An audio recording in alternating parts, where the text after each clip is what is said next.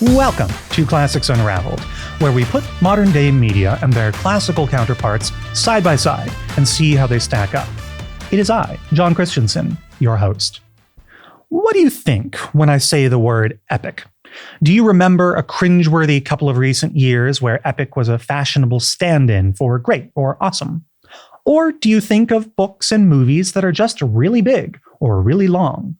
If you know your classics, you'll probably think instead of Homer's Iliad, of Achilles and his compatriots' fight against their foes and each other at the walls of Troy, or Homer's Odyssey, of Odysseus's harrowing homeward voyage through countless perils and death itself. Perhaps you'll think of Virgil's Aeneid instead, the Roman successor to the Greek originals, or of numerous attempts thereafter to capture their scale and spectacle. Now, I'm not saying that there's no relation between epic in its pop culture sense and in its original sense. Epic is awesome, and modern works of art described as epic usually attempt to accomplish something similar to Homer's and Virgil's poems. However, in an age where every old book under the sun has been adapted and readapted, the Iliad and the Odyssey have rarely been revisited, at least on a similar scale. And that should surprise us. What few attempts there have been to adapt the stories of Homer certainly haven't captured the magnitude of his works. Why not? Why do we fail to retell these stories? Why do we not even try? To answer that, we need to know what an epic is, in the historical sense and in the modern sense. We'll look at those few occasions where the epic poets have been revisited and see why they don't stack up. Then, we'll figure out what it takes for a modern work of art to qualify as epic along the lines of Homer. Before we describe epics classically, let's describe them historically.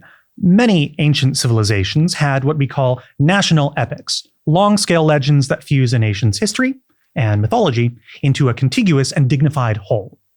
For the Greeks, Homer's poems were a sort of cultural catalyst for their identity. You can imagine how the Iliad's story of many petty kings of neighboring city-states, all banding together against a great eastern opponent of Troy, was a rallying cry for the Greeks half a millennium later as they fought against Persia. Just so, the Odyssey's story of bravery at sea against all odds in search of home was a precious lifeline for the sailors who plied the waves between Greece's far-flung colonies and the homeland. The Aeneid was a deliberate attempt on Virgil's part to create for the Romans the same sort of cultural epic as Homer's were to the Greeks. And so, ever after, nations at their birth or in their darkest hours have turned to poetry to try and find their own Homer, their own galvanizing force of the written word. Classically speaking, however, we can be more particular about what makes an epic tick. These poems tend to have certain traits, and these traits point towards a common purpose of epic poetry at large. The most obvious of these traits is the poem's scale. Epics are big. The Iliad literally catalogs hundreds of ships and thousands of men who have sailed to Troy. The Odyssey followed its hero from place to place throughout the entire Mediterranean Sea.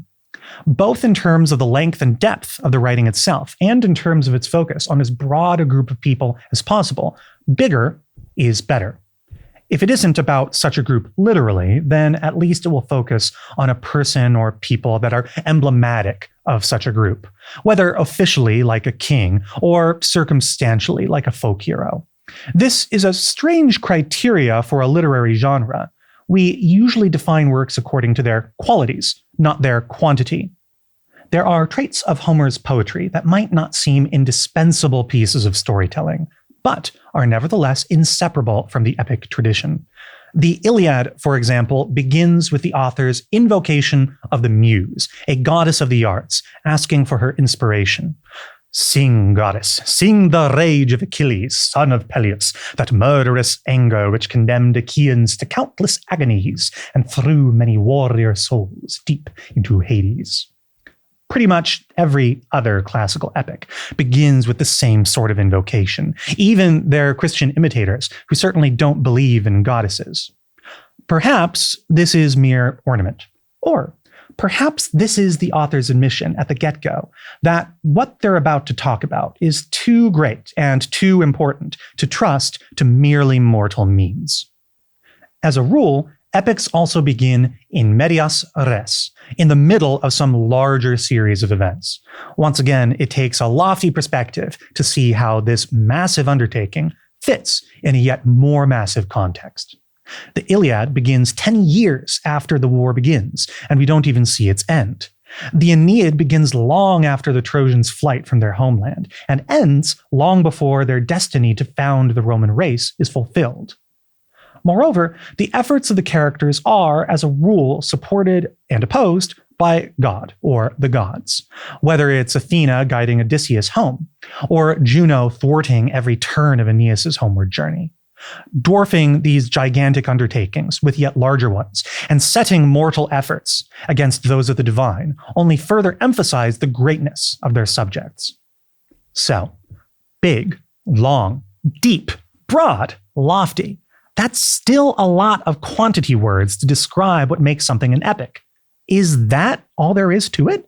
An epic is just storytelling in the superlative?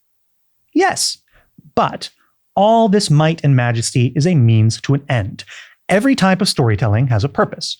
And if you look at the epics of Homer and Virgil, you can see what the point was. The Homeric epics were a literary case for the idea of a Greek identity, a story that says that the myriad city-states around the Aegean can accomplish great things and win divine favor with the unity of their peoples and the complementarity of their heroes. Virgil's Aeneid suggests that the Roman identity, the great accumulation of things that Romans cherished about themselves, proceeds out of their glorious history and from the lives and virtues of their earliest ancestors. That is the point of epic, the literary establishment of an identity, a unifying principle that galvanizes a group on the basis of their shared values and virtues. That way, if an epic is measured by its galvanization of a group, by glorifying their common qualities, then the best epic is the one whose galvanizing force affects the largest group. Suddenly, quantity finds a moral dimension in epic, where the size and scale of righteous undertakings lends a sort of legitimacy to those doing the undertaking, and vice versa.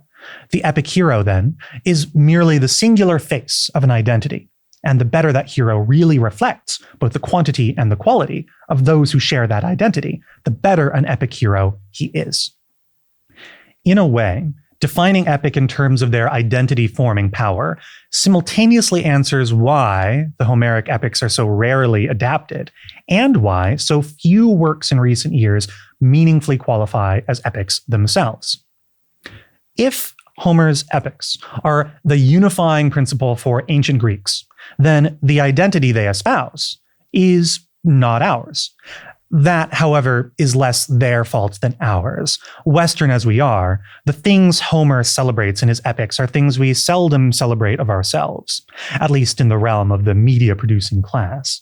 So, even though Homer's works are the prime epic, and to a degree they themselves are the unifying principle for all other Western epics, and therefore the galvanizing force behind all other galvanizing forces in the cultural West, their currency, with our own identity, only gets as far as our own classical Westernness.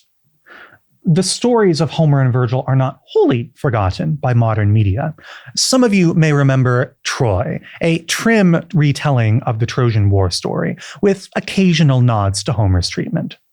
Or, perhaps more likely, you recall the Coen brothers' O Brother, Where Art Thou?, a comic reimagining of the Odyssey in the American South. These films have their fans, mostly the latter, but telling the stories of epics and telling an epic oneself are not the same thing. And each film, for its own reasons, chooses to tell a smaller story. In the case of Troy, it shows the entire Trojan War, but in abandoning the in medias res, it sacrifices depth for length.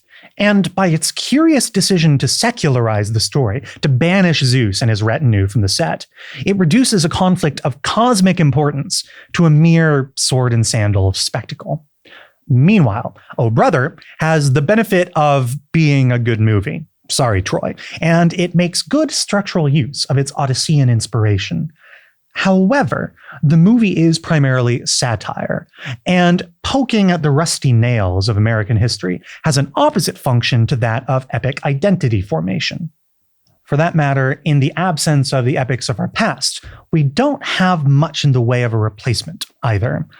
For new epics of our own, there needs to be a new unifying principle for that epic to proclaim.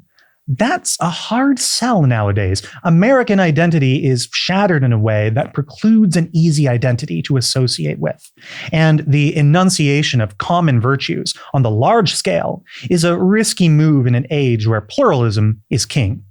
There is plenty of identity-based storytelling nowadays, but with a strong emphasis on the small scale and the minority. This has its role, but that role is not epic.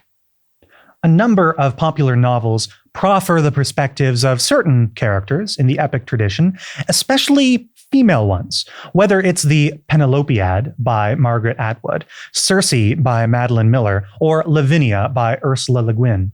A feminist revisit of Homer and Virgil is an unusually specific category in which epic adaptation is not underserved. However, by design, these stories are deconstructive in nature.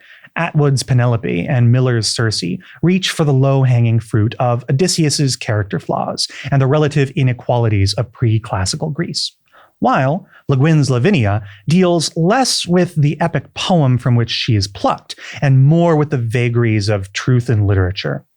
Each can be said to participate in the stories of epic tradition, say what one will about the quality or the spirit of their doing so, but in neither case can they be described as epic themselves. It is almost as if the only way we know how to adapt epic is to make them not epic. So, both questions, why do we have so few epics, either classical or contemporary, really have the same answer. Ours is an age that struggles to connect either with its past or with its fellows. Our common identity with our classics has thinned, and our common identity with each other is embattled. Perhaps we need a new epic of our own before we can appreciate epics at large. One last trait of the classical epic is the catabasis, the journey made by the epic hero into the underworld to claim a supernatural secret. In the Odyssey, the hero is so far off course that only by seeking the counsel of a dead prophet, Tiresias, can he make his way home again. In the Aeneid, the hero's underworld journey furnishes him with a vision of his people's destiny of founding the Roman people. Nearly every subsequent attempt at epic poetry incorporates a similar voyage into death, all conferring supernatural benefits at their conclusion. Perhaps the most famous post-classical one, the Divine Comedy, is literally entirely such a catabatic quest from hell's depths to the heights of heaven. The symbolic associations of this descent into the unknown are beyond number. Catabasis has been a useful symbol militarily to refer to a retreat from an advantageous position, or psychologically to a deep depression. Even narratively, the literal underworld journey has been extrapolated to numerous religious or metaphorical occasions outside of the epic tradition. The New Testament narrative of Jesus, for example, can be described as a double catabasis on Jesus' part: his descent from heaven to earth and his descent from life to death. Both conclude with the accomplishment of a great act by his descent and his eventual rising up. With so much to work with, coming up with symbolic purpose for this theme is not difficult. What does it have to do with the epic tradition, however? And why is it so closely associated with a genre we've said is concerned with formation of identity? We know that epics dabble in divine topics, but usually on the god's own initiative. They say and do and reveal as they see fit, as suits their purpose. Catabasis supposes that there are supernatural goods available to our own efforts, hidden knowledge to discover, strange treasures to claim, lost souls to liberate. It takes a hero to claim them, of course, someone who can enter into death at a time of his own choosing, and return to tell the tale. But in this, epic poetry invites the reader to believe that human excellence permits transcendence, that godliness is within our reach according to our virtues. The catabatic theme of epic informs an identity's upper limit, such that the unique merits of a people are so great that to their exemplars, the godly realms stand open. So, what are some modern epics of our own? I can think of one: Dunkirk. The British identity is inseparable from the terrors and triumphs of World War II, and no moment in that war better summarizes an empire in its twilight and a people's strange and special courage than the Dunkirk miracle. It is fully an epic, with its sprawling storytelling in medias res of a larger war. But fully modern too. It democratizes the role of epic hero between a boy soldier, a noble commander, a flying ace, and a boat full of volunteers. And while the tale doesn't begin with the invocation of a divine muse, it ends with one of the most famous invocations of the British people by Winston Churchill. It is hard to imagine a more effective articulation of the unique merits of a people in its darkest hour, painted in stark and lavish strokes on the silver screen. It may be a while until we get our next work of art that qualifies as true epic, and longer yet before the epics of Homer and Virgil are given a proper contemporary treatment.